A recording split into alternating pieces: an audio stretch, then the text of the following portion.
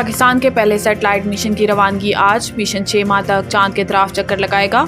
Institute of space technology के रुकन core committee doctor Khurram Khurshid ने गुफ्तगू करते हुए बताया है कि पाकिस्तान का सैटेलाइट मिशन 3 से 6 माह तक चांद की तरफ चक्कर लगाएगा। सैटेलाइट की मदद से चांद की सतह की मुख्तलिफ तस्वीर ली जाएंगी। डॉक्टर खुर्रम का कहना था कि मिशन पाकिस्तानी वक्त के मुताबिक 2:18 पर सैटेलाइट खलाई मिशन पर रवाना और सैटेलाइट चांद के मदार पर 5 दिन में पहुंचेगा। इन्होंने मजीद बताया है कि इस मिशन के जरिए पाकिस्तान के पास तहकीक के लिए अपनी सैटेलाइट से ली जाने वाली चांद की तस्वीरें होंगी। 2022 में चीनी नेशनल स्पेस एजेंसी ने Asia Pacific space corporation organisation के जरिए रुकन ममालिक को चांद के मदार तक मुफ्त पहुंचने का मुनफरिद मौका फराहम किया था।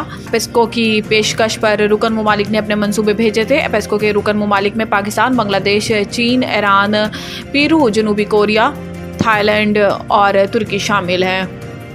वज़ीर-ए-आज़म ने हुकूमत के पहले माह में गंदम दरामद का नोटिस ले लिया। वज़ीर-ए-आज़म मियां मोहम्मद शहबाज शरीफ ने मौजूदा हालात के पहले माह के दौरान 6,91,000 मैट्रिक टन गंदम दरामद करने का नोटिस ले लिया और फरवरी 2024 के बाद गंदम की दरामद जारी रखने पर तहकीकात का हुक्म दे दिया।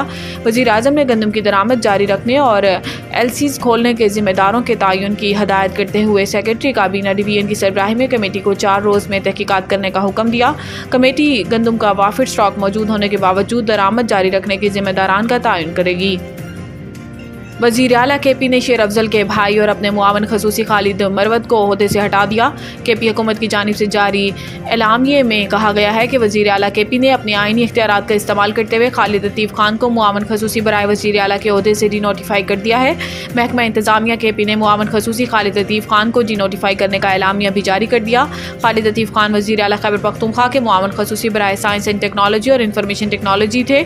इससे कबल खबरें ज़ेर गर्दिश थी कि वज़ीर आला खैबर पख्तूनख्वा अली अमीन गंडापुर ने अडियाला जेल में बानी PTI इमरान खान को खालिद लतीफ़ मरवत की शिकायत की थी कि वो मुख्तलिफ महकमों में मुदाखलत करते हैं, जबकि वज़ीर आला अली अमीन गंडापुर इनकी कारकर्दगी से भी नाखुश थे।